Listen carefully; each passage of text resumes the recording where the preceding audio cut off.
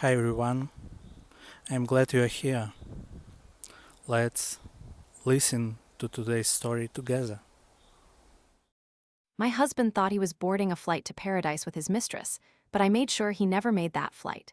While he was arguing with a gate agent over the expired passport I slipped into his bag, I was busy emptying our joint bank accounts and moving every piece of furniture out of our house.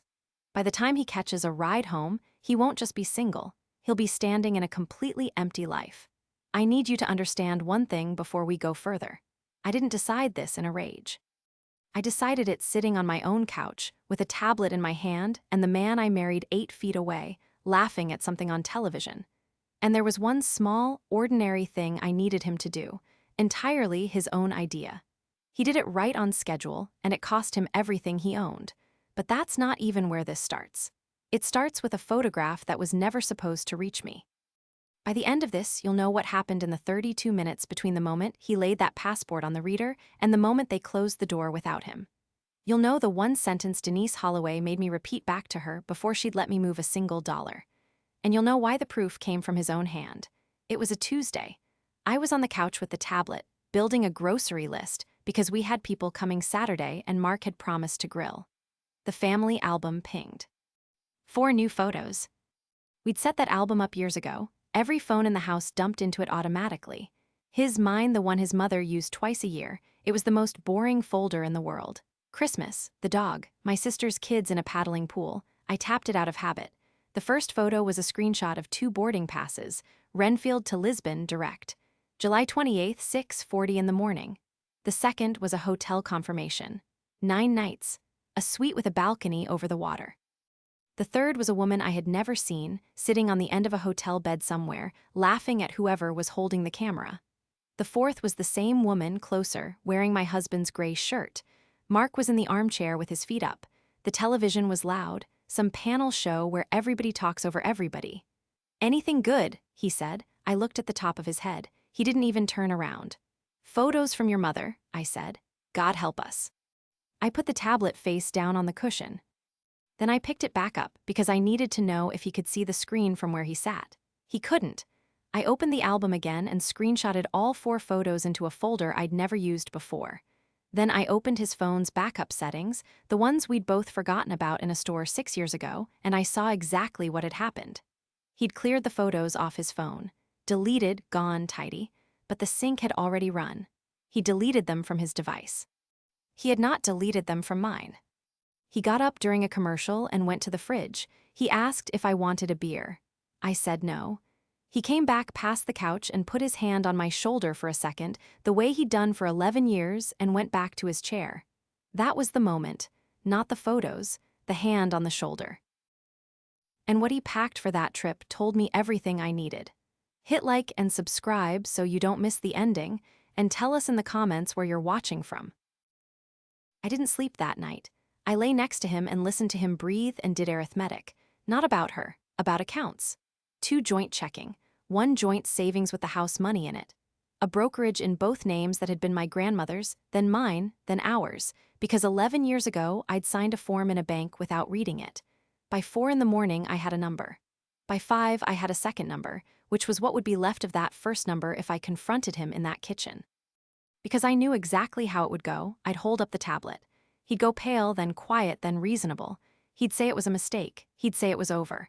And then he would spend the next 6 weeks doing everything I was about to do except faster, and to me, a scene at home would only warn him, so I made him dinner instead. Thursday. Chicken, the lemon thing he liked, the good plates because I wanted to see if he'd notice. He didn't. He waited until I sat down. So listen. I've got to go out to Denver at the end of the month. Denver. The Hartnett account, they want everyone in a room. He cut into the chicken. It's 4 days, maybe 5. Which week? 28th through the 1st. He said the dates without checking anything. He'd rehearsed them. That's the part that sat in my chest, not the lie, the rehearsal. He'd practiced this on his drive home. Flying out early. Stupid early, 6-something. Out of Renfield. Newark, he shrugged. Cheaper. His boarding pass said Renfield. He just moved himself 200 miles to make the lie sound duller. I put my fork down. I was very calm. I'd like to tell you my hands were shaking, but they weren't, and that scared me more than if they had been. "Do you want the good suitcase?" I asked. He looked up. Something moved behind his face, a flicker, quickly filed away.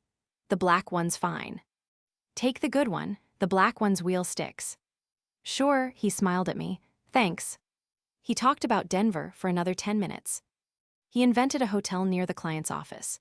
He invented a colleague named Rob who snored. He asked me what I'd do with the house to myself for 5 days, and I said I'd probably repaint the hallway. He said that sounded nice. I let every word of it stand. I nodded at the right places. When he carried the plates to the sink, I said thank you, and he said no problem, and he kissed the top of my head on his way past. Then I went into the bathroom, locked the door, and wrote down the flight number. Denise Holloway's office is above a dental practice on Fairlane, and there's no sign on the street, which I later understood was on purpose. She read for 4 minutes without saying anything. Boarding passes, hotel. The account statements I'd printed at a library because I didn't want them on our home printer. Then she took her glasses off. "He told you Denver." "He told me Denver." "And you said nothing." I asked if he wanted the good suitcase. Denise looked at me for a long moment. Then she wrote one word on a legal pad and turned it around so I could read it. It said, timing. "Everything you want from this," she said, "lives inside about 3 hours on the 28th. Do you know why?" I said I didn't, because as of this month, nobody looks at that man's passport. She explained it twice because I made her. Since the digital ID rollout went live in July, the airline never touches the physical book. He'd check in on his phone. His face would clear him through the security lane. The airline app would hold his boarding pass, his visa status, all of it. "One place," Denise said, "the automated document kiosk at the international gate. That's where the physical passport gets read, and it's the only place. Not check-in, not security, the gate. And if it's the wrong one, then the kiosk rejects it, and a human being has to resolve it, and a human being takes time." She let that sit. How much time depends on how long the line is behind him. I asked her what happens to a flight while a human being is resolving something.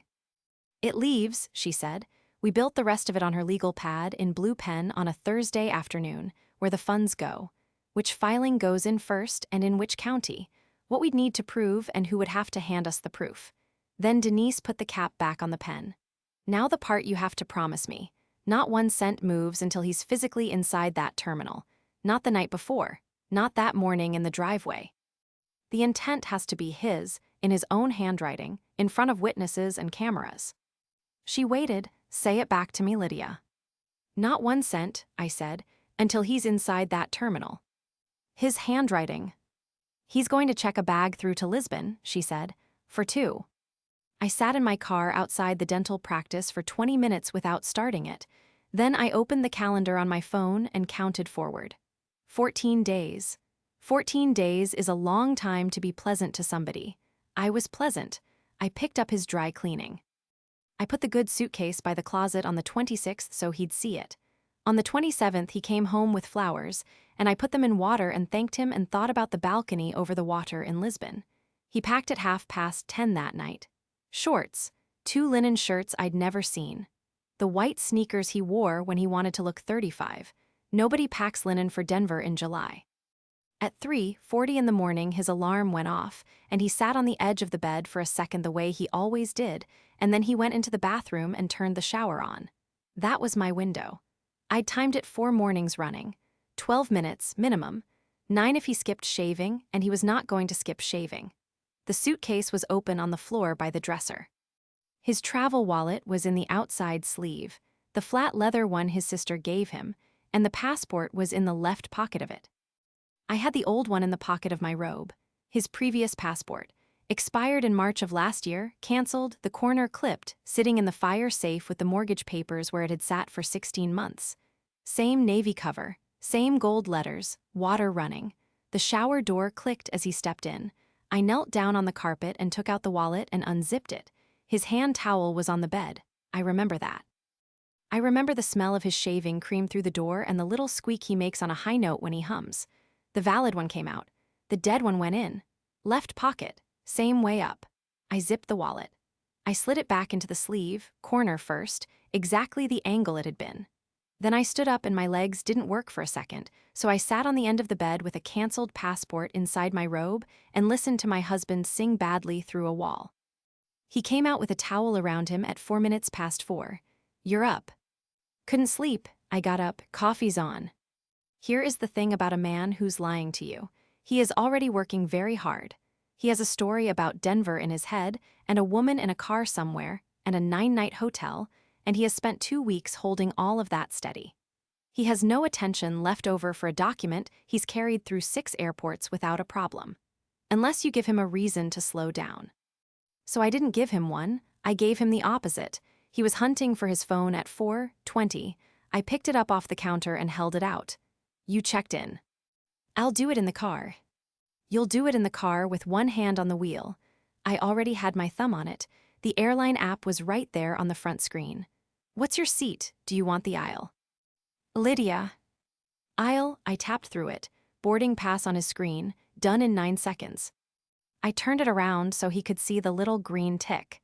He took the phone. He looked at me the way you look at somebody who's just done you a favor you didn't want. "Thanks." Bags by the door. I'd carried it there myself at 4, handle up, wallet in the sleeve. He never touched the outside pocket because why would he? His phone had his boarding pass. His face had his security lane. Then I picked the fight, not a big one. A small, stupid one, the kind we'd had 100 times about the hallway. "So I'll get the painter in Friday." He was putting his shoes on. "Which painter?" "The one from the church thing. 900 for the hall and the landing." 900, he stopped, for a hallway. "It's 2 coats." "It's a hallway, Lydia. I'll do it when I'm back." "You said that in March." He stood up, and there it was, the flush up the side of his neck, the jaw thing. "I'm getting on a plane in 2 hours, and you want to do this now." "I'm just telling you Friday." "Then get the painter." He grabbed the handle of the suitcase. "Get 2 painters." He was at the door. He was angry, and he was late, and he was carrying a bag somebody else had packed to the door for him, and a phone somebody else had checked him in on. He kissed my cheek anyway. He always did. "I'll call you when I land," he said. "Text me from the gate." He said he would. I gave him 20 minutes. Then I drove to the airport in my own car, in a gray cardigan with a coffee I didn't drink. Renfield International has a mezzanine over the departures hall with a coffee franchise and about 40 chairs. From the 3rd chair along you can see the whole international gate run, D1 through D9, and the 2 automated document kiosks that feed them. I sat in the 3rd chair at 5:35 in the morning, and I opened the flight tracker on my phone and I waited. She was already down there. Hannah Winters, though I didn't have the name yet. Dark hair, cream trousers, a small hardshell case, standing near a pillar with 2 boarding passes fanned in one hand like she was holding tickets to a show. He came up the escalator at 5:52 and she saw him first, and her whole face changed. He didn't touch her. He looked left, then right, then he touched her. They went to D4 together. The gate agent waved them into the document lane. 2 kiosks, one occupied. Mark stepped up to the free one, with the travel wallet already out. I watched him unzip it. At 5:54, I watched him lay the passport face down on the reader. There was a pause, then the little screen went from blue to amber. I couldn't read it from up there, but I didn't need to. Mark lifted the passport, looked at the reader, and put it down again. Amber. He picked it up a 3rd time, and this time he opened it, and he stood absolutely still. He looked at the photo page for a long time. He turned it over. He held it up toward the light, which is what people do when they can't make a fact go away. Then he turned around and said something to Hannah, and she came over fast and put her hand out for it. The gate agent came out from behind the podium. Older woman, gray bun, radio on her hip. She said something. Mark said something back with both hands moving. She raised her palm. Not high, just up flat at chest height. That gesture that means the conversation you think you're having is not the conversation that's happening. The queue behind him had 9 people in it. They started stepping around him. A supervisor came at 6:04. A second man in a different jacket came at 6:09. By then Hannah was on her phone with her back to Mark, and Mark was holding the dead passport out toward whoever would take it, saying the same sentence over and over. I know the sentence. He told me later. He was saying, "That is not the one I packed." At 6:22, the agent picked up the podium handset and made an announcement I couldn't hear. 2 names, then a third. At 6:26 they closed the door. Hannah walked away from him about 4 minutes after that. She didn't shout. She just picked up her case and went, and he called after her once, and she kept going, and he didn't follow because he couldn't leave the desk. At 6:40 exactly, the aircraft at D4 pushed back from the stand. I watched it go from the mezzanine with a cold coffee in my hand. Then I stood up, walked down the stairs and out to short-term parking, and called Denise Holloway from the driver's seat. She picked up on the second ring. "Is he inside the terminal?" "He's inside the terminal," I said. "The plane's gone." "Bag." "Checked through to Lisbon, too." There was a pause on the line. I heard her pen. "Then start," Denise said. "You have 3 hours." I drove home doing exactly the speed limit, which took everything I had. The house was quiet. His coffee cup was still on the counter with an inch in the bottom. I sat down at the kitchen table at 7:02 with the laptop, the folder, and my phone face up on speaker. "I'm here," Denise said. "Read me the first account number." The joint checking came first, $14,260. I typed the new account, the one in my name, only that Denise had made me open 9 days earlier at a bank neither of us had ever used, and I put in the amount, and my finger sat on the button. "Lydia." "I know. Half of that is legally yours this morning. It is not yours this afternoon if he gets to a branch first. Push the button." I pushed it, pending, then complete. Next. Joint savings. 62,000, the house money, 5 years of it. That one had a transfer cap, so we did it in 3 moves, and each one took 90 seconds to clear, and I watched the number go down like a tide going out. "Now the brokerage," Denise said. "That one I had to do by phone." A young man named Curtis in a call center somewhere asked me to verify the last 4 of my social, and then asked, in the pleasant way they're trained to, whether I wanted to speak with my financial advisor before making a change of this size. "No," I said. "Just so I have it for the notes, ma'am, may I ask the reason for the transfer?" Denise's voice came off the speaker, flat and fast. "Say it exactly." I said it exactly. "I'm protecting marital assets during the commencement of a divorce proceeding, and I'm moving my share into an individual account under my own name." There was a small silence on Curtis's end. Then he became very efficient. At 7:41 it was done. Every joint account we had was down to a working balance, and everything else was sitting in 3 accounts with my name on them and nobody else's. "Now don't touch his," Denise said. "Not his paycheck account, not the card. Nothing that's only his." "Why not?"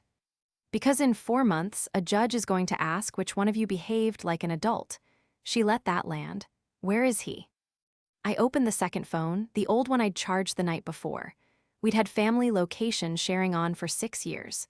Same account, same cloud, same folder that gave him away. He'd never once thought about it because he'd set it up himself to find the dog. There he was. A gray dot sitting on top of Renfield International, Terminal D, not moving. I opened the flight tracker beside it. Renfield to Lisbon ran once a day at 6:40 in the morning, and the next one was tomorrow, and the seat map for tomorrow was solid red. The next route out through Newark had a 9-hour connection and left at 4 in the afternoon. 3 hours, I said. Minimum. Then you have 3 hours. The first call came at 7:58. I let it ring out on the counter with his name lighting up the screen and a photo of him at somebody's wedding. The second at 8:01. Third at 8:02. Then the text started, "Lydia, call me. Something happened with my passport. Call me." At 8:11 the trucks came. 2 of them and 4 men, and a supervisor named Ray with a clipboard and a laminated inventory list I'd signed on Tuesday. Ray shook my hand on the porch. "Morning, you're doing separate property today." "Everything on the sheet." He read it back to me on the doorstep, out loud, like Denise told me he would.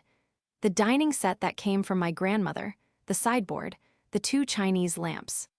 The rugs, both of them, and the piano that nobody in the house had played since my mother died. "And the appliances stay," Ray said. "The appliances stay." They started in the dining room. Blankets, straps, the sideboard out the front door in under 4 minutes. At 8:26 my phone lit up again. "Answer your phone. They're saying the passport is canceled. Do you know anything about this?" I put it face down and went to help Ray's men get the rug up. They did the living room next. 2 of them took the lamps and wrapped them like eggs. The rug came up in one long roll and left a rectangle of pale floor where the sun had never reached, and I stood there looking at that pale rectangle for longer than I should have. Then the piano went. It took all 4 of them and 9 minutes and one gouge in the door frame that Ray apologized for twice. At 8:49. Why is the checking account showing $200? At 8:52, Lydia. At 8:53, what did you do? They did the office at 9. His golf club stayed because they were his. The watch box in the top drawer stayed because it was his. The Nikon my father left me went into a padded crate with a number on it because it was mine, and Ray wrote the number on the sheet and turned the clipboard around for my initials. Every item initialed. Every room photographed before and after by Ray's second man on a tablet. You'd be amazed how often people skip this part, Ray said. At 9:04 the phone rang 7 times in a row. At 9:12 the tone changed. I know exactly what you're doing. You want to play it that way, we can play it that way. I have a lawyer too. Then, 2 minutes later. I'm not the only one who's going to lose here. Think very carefully about the next thing you do. Then at 9:19. You've got until I get home to put it all back. I photographed all 3 of those and sent them to Denise without a word. She called me back in 90 seconds. Do not reply, not one character, not an emoji. Her chair creaked. That last one is worth more to me than the bank statements. It's just him being angry. It's a threat sent to a spouse during a filing, with a timestamp from an airport he traveled to for a 9-night hotel booking in another woman's name. She actually laughed once. Lydia, he's typing my closing argument. The trucks were loading the last of it at 9:31. The house had gone strange. Sound didn't behave the same way. My own footsteps came back at me off bare floors, and every room I walked into was bigger and colder than it had been at breakfast. I checked the gray dot one more time. It had moved. Off Terminal D, across the concourse, out to the far end of the arrivals hall, the rideshare pickup. I watched the dot settle at the curb and stop. Ray came in wiping his hands. That's everything on the sheet. You want to walk it with me? In a minute, I was still looking at the phone. Because there was one more thing waiting for him out there. It had been sitting in his inbox since 20 to 7 that morning, under 41 unread emails, and he hadn't opened it yet. He was about to. He told me about it later, in a room with a court reporter in it, so I know exactly how it went. He was standing at the arrivals curb with the suitcase between his feet and a rideshare that was 6 minutes out. His bank app had told him about the checking account. His bank app had not told him why. So he did the thing people do when they're out of moves. He opened his email and started scrolling for something that would explain the morning to him. 41 unread. Airline again. A hotel in Lisbon confirming a booking for 2. And one from a firm in Renfield, timestamp 6:40 a.m. Denise had scheduled it 12 days earlier. She'd set the send time herself, in front of me, and when I asked her why that minute, she said something I didn't understand at the time. Because I want the clock in the header to say the same thing as the departure board. He opened it standing up. Petition for dissolution of marriage, case number. His name spelled correctly. My name, which he had not thought about since he'd kissed my cheek at the door.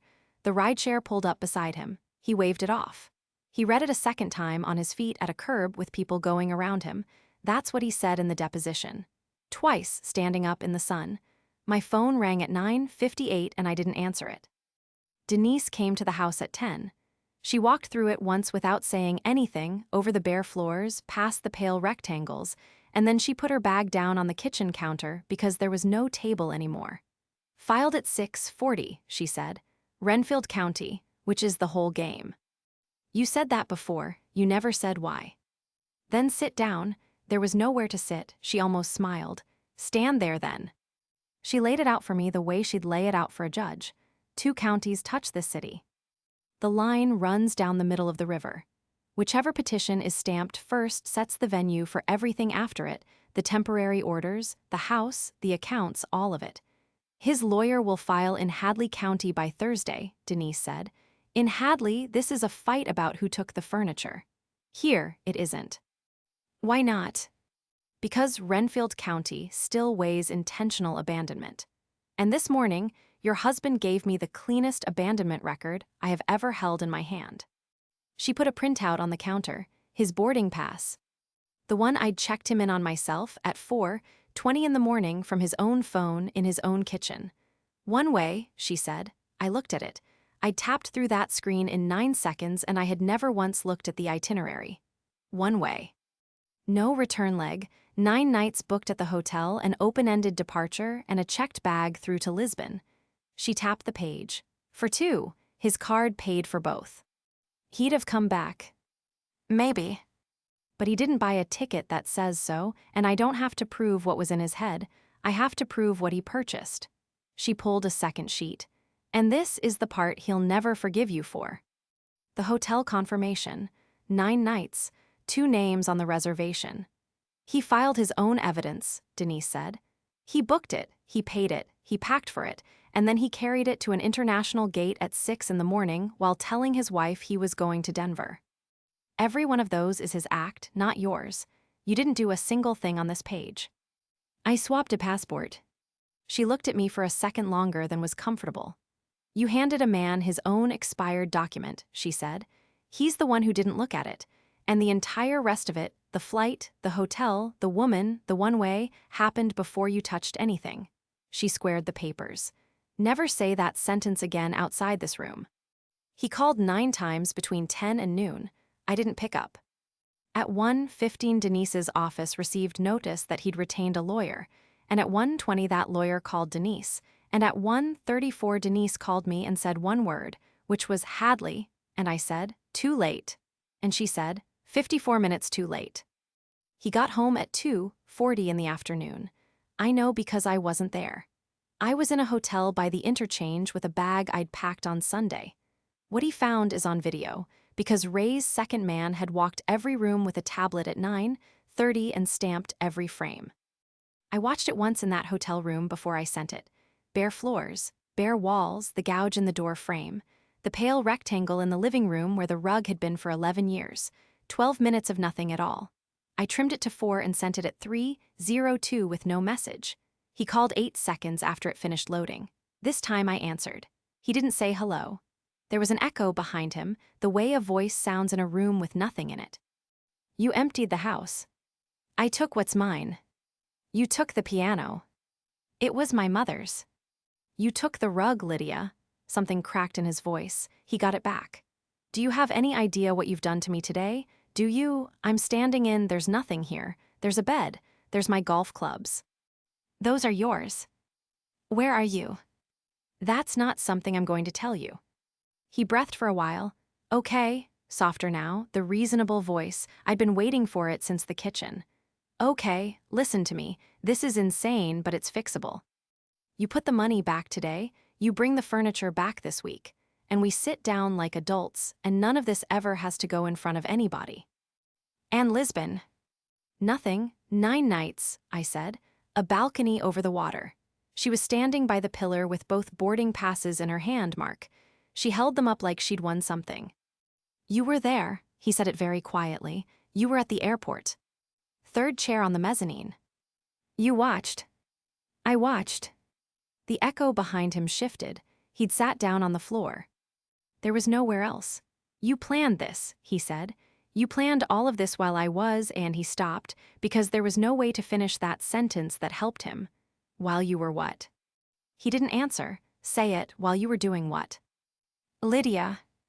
You had 14 days to tell me the truth, I said. You used them to pick out linen shirts. I could hear him rubbing his face. That passport, he said, the canceled one, it's been in the fire safe since last March. I put it there myself. I know where the fire safe is. Say it, say what you did. My lawyer's number is in the email, I said. Everything after this goes through her. Say it out loud, Lydia, just once. Goodbye, Mark. I hung up while he was still saying my name. Then I sat on the end of a hotel bed with the phone in both hands, and I did not cry, and I could not have told you why. At 4:12, Denise texted me one line. Hadley just withdrew. Venue is ours. Do not go to that house alone. I didn't go to that house alone. I went at 9 the next morning with Denise, a locksmith named Archero, and a sheriff's deputy sitting in a cruiser at the end of the driveway with his window down, because that is what a civil standby looks like, and it costs less than people think. Mark had spent the night somewhere. His car wasn't there. Archero did the front door in 20 minutes, the back door in 12, and the garage side entry in 6. 3 new cylinders, 6 keys. He handed all 6 to me and none to anybody else, and he wrote my name on the envelope. Then he asked if I wanted the garage code changed too. Change it to something he'd never guess, I said. They all say that. He grinned. Then they pick their anniversary. I picked the date of the flight. Mark came at 11:40. He got out of the car in yesterday's shirt and stopped halfway up the path because he could see the deputy, and men like Mark always see the deputy first. You called the police. They're for both of us, Denise said. She was on the porch step with a folder under her arm. Mr. Wheeler, I'm going to ask you not to approach the door. He ignored her. He came up to the bottom step and looked at me. Lydia, please. There's a list in that folder, I said. Everything of yours is boxed in the garage. Clubs, clothes, the watches, the box from your father. Nothing's been touched. I don't want the boxes. His voice was raw. I want to come inside my house. You can't. It's my name on the mortgage. It's on the temporary order too, Denise said. Signed at 8:15 this morning. You'll have a copy in your inbox, and I'd read that one faster than you read the last one. He turned on her, then turned back, and I watched him go through every option he had left, one after another, like a man padding pockets he's already emptied. He tried money first. He said we'd both be ruined by lawyers, and there wouldn't be anything left for either of us. Denise said the accounts had already been inventoried and disclosed, and that ruin was no longer on the menu. He tried the marriage. 11 years, everything we'd built, the hallway I'd wanted painted. I said nothing at all. He tried anger. He said I'd stolen from him, that a court would see it, that any judge in the state would look at what I did to that passport and call it what it was. Denise opened the folder without hurrying. Before you build on that, Mr. Wheeler, one-way fare, Renfield to Lisbon, purchased on your personal card. 9 nights, 2 guests, paid in full, a bag checked through for 2, and 4 text messages you sent yesterday morning that I've had a process server certify. She looked up. Would you like me to read the one at 9:19 out loud on the street, or would you rather I save it? He looked at the ground. And Hannah, I said. He flinched at the name. I don't think he knew I had it. She won't take my calls, he said. 9 nights, I said. She lasted 4 minutes at the gate. Then he said the thing he'd been carrying since the curb. Just tell me you did it, that's all, just say it to my face. The deputy's radio crackled at the end of the driveway. Archero was packing his drill into the van. Denise didn't move a muscle. You packed for 9 nights, Mark, I said. You got 4 hours.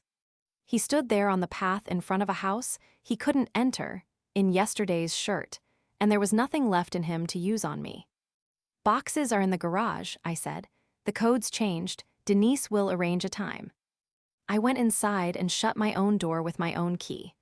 The checklist came out of Denise's bag that same afternoon, 1 page, printed, and we sat on the floor of the empty living room because the furniture wasn't coming back until Thursday. Top to bottom, she said. Every line today, not next week. Credit freeze first. 3 bureaus, 3 phone calls, 3 pins written on paper and put in a drawer, not in a phone.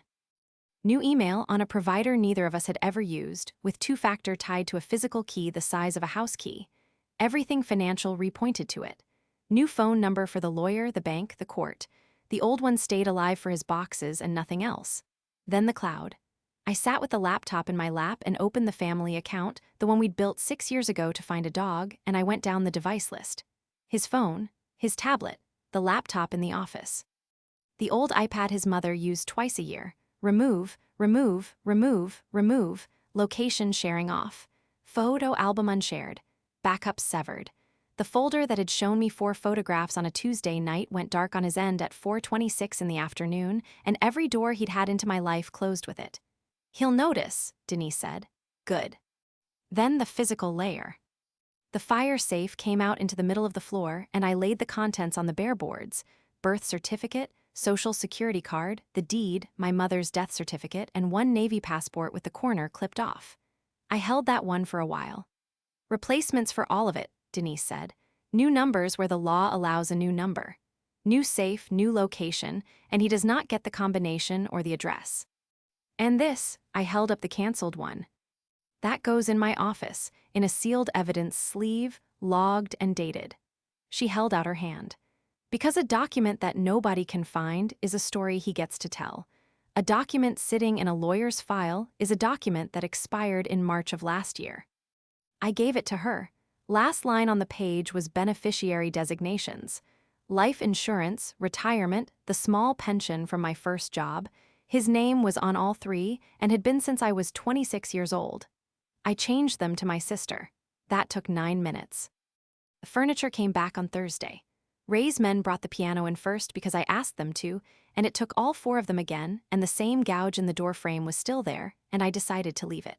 I put the rug down myself in the wrong room. It looks better in the wrong room. The divorce took 9 months. Venue held in Renfield County. The one-way fare and the hotel confirmation went in as Exhibits 4 and 5, and his lawyer stopped fighting on the property split sometime in the spring.